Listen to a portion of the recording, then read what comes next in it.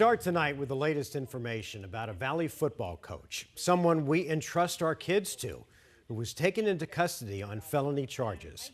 Good evening and thanks for joining us. I'm Mark Curtis. And I'm Kariba Devine. 12 News journalist Chase Golightly joins us in Mesa with the very latest on the investigation. It was the head coach for the Dobson High School football team who was arrested. Police telling us he was actually taken into custody while on campus. Once a Mustang, always a Mustang. Richard Godsill is facing 2 felonies, aggravated luring of a minor for sexual exploitation and furnishing harmful items to kids. On Thursday, surprise police arrested the head football coach while he was working at Dobson High School. Parents like Edgar Saraceres were horrified. It's just ridiculous how this all unfolded here. At this time, the details of what happened are unknown. That's because arrest documents have been sealed from the public.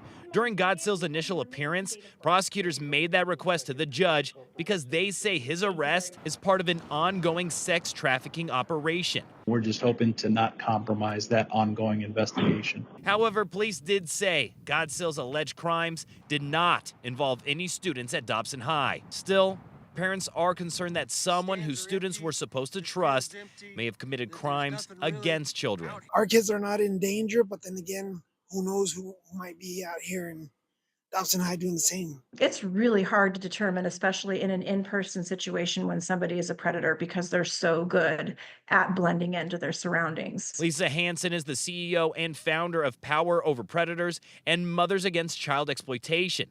She says more of these types of reports are coming to light all over Arizona. Awareness is key. If you don't know the signs, then you don't know what trap you might be stepping into. They lure you into a situation where, adults and minors should not be alone in a situation. Encouraging parents to talk to their kids about these situations and to trust their gut instincts. If they ever feel uncomfortable with a coach or another adult, they need to speak up. We really want to validate our kids when they feel that way. Not every person is a predator, but if you have those instincts in you, pay close attention to those and don't hesitate to talk to somebody until somebody listens to you.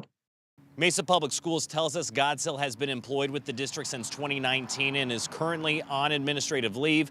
They say they are cooperating with police's investigation. We're in Mesa. Chase Golightly, 12 News. Tonight, we have an update after 2 bodies were discovered inside of a home in Chandler. Police are now calling this a murder-suicide. Officers found the bodies after being called out to a home near Dobson and Germain Roads for a welfare check this afternoon. The deaths remain under investigation tonight. 5 years ago, a horrific story came into the newsroom. 3 young children were dead, and worse yet, their mother was the prime suspect. Today, a judge gave Rachel Henry 3 consecutive life sentences as part of a plea agreement. Back in January of 2020, her 3 children were found dead. Court paperwork shows Henry sang to them as she smothered them before placing their bodies on the couch as if they were napping. Henry's plea deal took the death penalty off the table. Her lawyer saying today they believe the sentence is appropriate.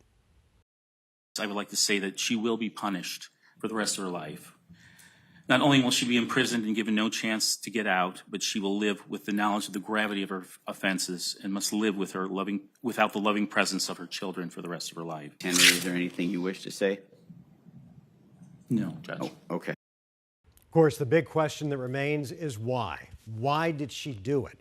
Her legal team says there were multiple factors, including postpartum depression and an alcohol-related disorder. Now to our southern border. Today we learned just under 500 soldiers from the 10th Mountain Division in upstate New York will be deployed by Monday to Fort Huachuca in southern Arizona. The soldiers will serve in a support role under President Trump's executive order, sending active duty troops to the southwest border. They will not be enforcing immigration law. The soldiers have been flying into Arizona all week from Fort Drum, New York. They are the first unit deployed to Arizona under Trump's order. Crews rushed to rescue a hiker stranded on top of a rock in the middle of the night. A camera captured the rescue on Bell Rock in Sedona. We're told the hiker was stuck on a 100-foot cliff. Yavapai County search and rescue teams, including Verde backcountry rope teams, were called in. Eventually, a DPS Ranger helicopter was used to hoist him off the mountain. The hiker was very cold, but otherwise okay. All right, let's switch over to weather. Rain and snow lingering across the state in some parts.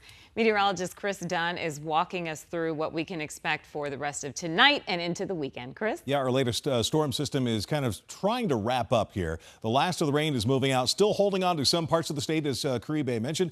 Down here around Tucson, there's that band of showers that's still affecting southeastern Arizona, and little spots of some snow in the higher elevations, but we will see steady clearing overnight. We did it. We got measurable rain in Phoenix, officially at Sky Harbor, 2/100ths of an inch. So that brings our season total up to 3/100ths of an inch of rain. That's since last August. Sedona, about 1/4 of an inch of rain. Winslow and Deer Valley, 0.02, and Mesa, 0.01. How about the snow reports? At the Snow Bowl, these are reports as of late morning, early afternoon. 8 inches, Parks 6 inches, downtown Flagstaff with 5, and Mormon Lake at 2 inches of snow for this round. Coming up, different weather for your weekend as we start to warm up and pushing 80 degrees. I'll show you when that happens coming up with my forecast. Sounds good, Chris. Thanks. Today, Flagstaff celebrated its first big snowfall of the year. Several inches came down overnight, but quickly melted away. 12 News journalist Gabriela Becerra spoke with Flagstaff businesses and visitors about this winter storm.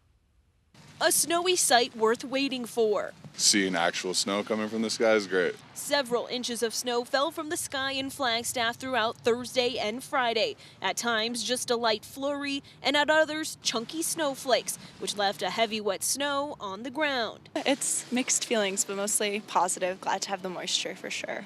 Some people drove up north from Phoenix just for the colder weather. We're a little sick of the warm weather. Meanwhile, the snow took visitors from outside Arizona by surprise. We thought it was going to be really warm here. Flagstaff streets stayed wet and sloppy for most of Friday. Even when the weather stops, there's still a lot of water on the road. You got to just slow down and just be prepared. Lucky Largo, the owner of AMPM Towing, picked up cars that hydroplaned in water or didn't have the right tires to make it up the mountain to Snow Bowl. Now, we're in Arizona. Who expects snow in Arizona, right? Nobody does. He encourages people to not drive when it's actively snowing and to pack emergency items in case you get stuck. When it's real busy, our focus is on opening the highway, clearing the road, getting the road safe. If you're off the road and you're not a hazard, you're probably going to sit there for a while. Businesses in downtown Flagstaff are hoping the snowy weather brings more tourists to town for the weekend. We're hoping to see an influx of people coming up from Phoenix for the snow, for Valentine's Day, and just to be in the north. In Flagstaff, Gabriela Becerra, 12 News. Abby, thanks. Well, this next story is about a guy who puts all of us to shame when it comes to Valentine's gifts. This is what love is all about. Yeah, that's right. Sally Lashway was diagnosed with an incurable liver disease and was given only years to live. That is, until her husband gave her the ultimate gift, a piece of himself. 12 News journalist Kyle Simchuk has their remarkable story. Todd and Sally Lashway's love story began like many others. The ASU college sweethearts got engaged on Valentine's Day 1979 and tied the knot a year later. Normal, busy life until it wasn't. Right. In her 40s, Sally began experiencing dizziness and went to a doctor. But that's where we first got the hint of liver disease. Sally had never been a drinker. More tests were needed to figure out why her liver was in trouble.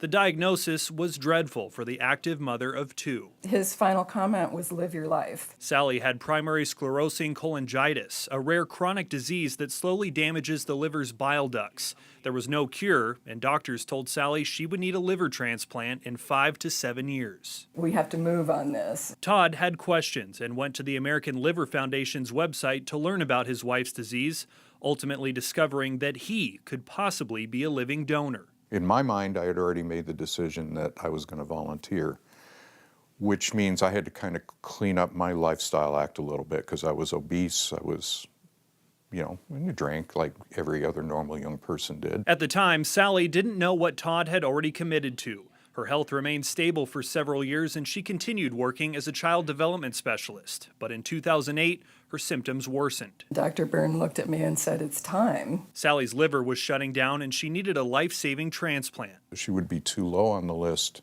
for anything anytime soon. That's when I raised my hand and I said, I want to donate. Sally said yes when Todd proposed decades earlier, but when her husband offered a piece of his own liver, I said no.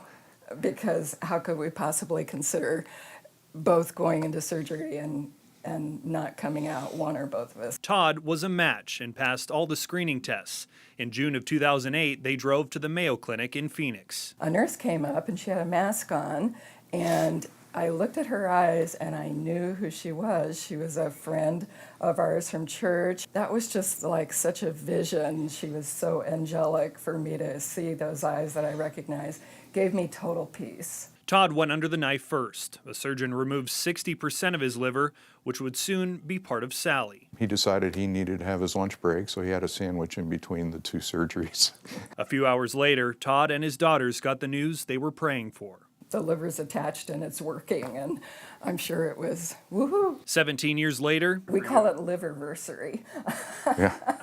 Sally continues to enjoy a stable life and has since become a grandma. She doesn't take any day for granted. Rejection is a lifelong potential, and there is still no cure for PSC. It just hasn't taken over the liver yet, but it will. So that's just another reality that every day is a gift from God, and I know that at some point the party's over. In Scottsdale, Kyle Simchuk, 12 News.